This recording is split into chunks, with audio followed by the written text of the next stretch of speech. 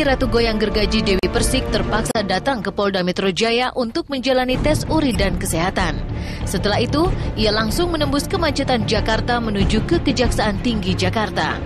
Setibanya di tempat yang dituju, Dewi langsung menuju ke ruang Jaksa Tamalia Rosa yang akan menjadi penuntut umum dalam perkara DP dengan Julia Perez. Setidaknya 4 jam ia menjalani pemeriksaan di ruang itu.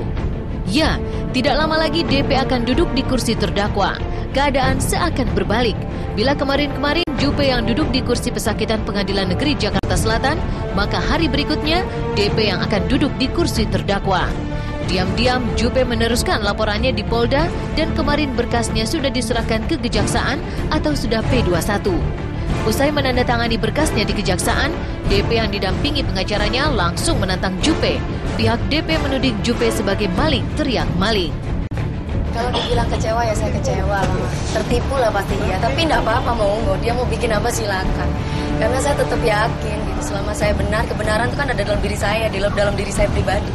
Jadi tetap kondisinya ya saya tetap harus survive. Saya nggak takut. Kalau perkara ini maling teriak maling. Kenapa saya katakan maling teriak maling? Jelas perbuatan perlakuan pidana yang dilakukan itu adalah Julia Perez, bukan Dewi Persik.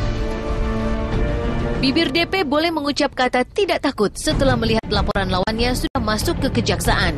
Namun bahasa tubuh dan raut wajahnya tak bisa menyembunyikan perasaan yang sesungguhnya.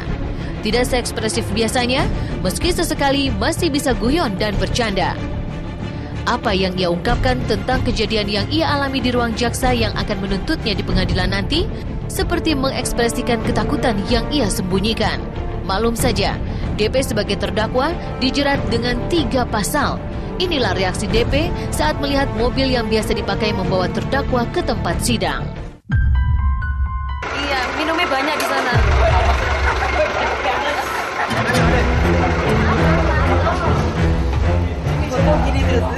Jangan, aku tuh bilang bisa. Saya di sini ketemulah tadi sama Bunda Sal. Ya, Tamalia Rosa sebagai jaksa penuntut umum. Jadi di situ banyak pertanyaan-pertanyaan dan kemudian yang membuat saya agak kok ini lucu ya gitu. Tapi mungkin hanya ngetes saya aja kali, ngetes nyali ke saya. Dalam arti sekarang saya bisa penjarakan kamu. Saya tidak takut di penjara. Kalau Dewi Persik di penjara ibaratnya kan harus ada bukti yang kuat. Kalau misalkan hukum Indonesia gak adil nggak apa-apa. Dunia ibarat kata masih ada sang pencipta, biarin aja nanti.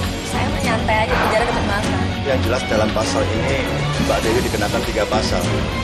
Yang pertama 351, yang kedua 352, yang ketiganya 336. Namun perdamaian yang disaksikan oleh pedangdut senior Camelia Malik tidak menghentikan proses hukum yang mendudukan Jupe di kursi terdakwa. Tentu, Jupe berharap usai berdamai di tempat Ahmad Dhani, DP akan mencabut perkara. Karena tidak, maka Jupe pun meneruskan laporan ke Polda yang pernah dicabutnya, hingga DP pun terancam duduk di kursi terdakwa. Tindakan Jupe ini dinilai DP sebagai pengingkaran terhadap kesepakatan. Ia juga memperingatkan Jupe agar tidak mempolitisir perkara ini sebagai penyebab gagalnya rencana perkawinan Jupe dengan Gaston pada tahun ini. Dan nota perdamaian itu adalah Julia Perez yang meminta, bukan kita. Julia Perez yang meminta itu. Yang mengingkari nota perdamaian ini adalah Julia Perez, bukan Dewi Persik. Gak apa-apa, siapa menamburannya ya dia menurut badannya. Kita negara hukum. Jadi kalau misalkan Jupe baru kali ini aku berkaitan dengan hukum, mungkin karena batunya dengan Dewi Persik, makanya lain kali harus bisa menghormati satu sama yang lain. Jangan asal mencakar. Coba mungkin dilihat ya. Kalau misalkan lah ini kalau ini Mbak Dep, ini gimana sih DP? Kamu sendiri kan, kalau dia bilang aduh capek kan gitu kan, saya lihat kan gara-gara Dewi Persik nih dia nggak nikah sama Gaston katanya ya. Wah, ya jangan gitu dong. Kalau misalkan bikin nikah ya nikah aja. Bener nggak Mas? Kita diundang nggak ada hubungan. Sepertinya DP sudah merasakan firasat akan terjadi peristiwa kemarin itu dari jauh hari sebelumnya. Beberapa hari lalu, sepulang menunaikan ibadah umroh, janda Saiful Jamil dan Aldi Tahir ini menggelar acara doa bersama dengan mengundang anak yatim. Mungkin rasa cemas sudah menguasai hati DP hingga ia tergerak melakukan ritual doa bersama untuk menolak bala. Inilah situasi saat DP mengundang anak-anak yatim untuk doa bersama.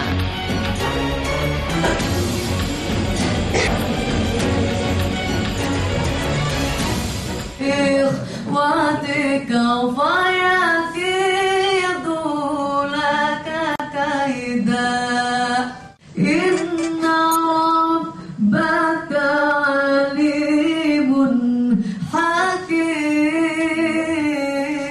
حكيم فاطمة يا الله بها يا الله بها يا الله بحسن الخاتمة لبيك الله. Jawabannya cuma satu. Saya bilang sama ibu saya, "Ma, kenapa ya saya selalu dapat ujian terus dari Allah? Apakah mungkin ini dosa-dosa saya?" Orang tua saya bilang, "Kamu jangan sedih sayang. Sejak zaman dulu, kalau saya berbicara mengenai agama, ini ibu saya didik saya ya, dari zaman Rasul itu selalu yang namanya pendengki itu selalu ada.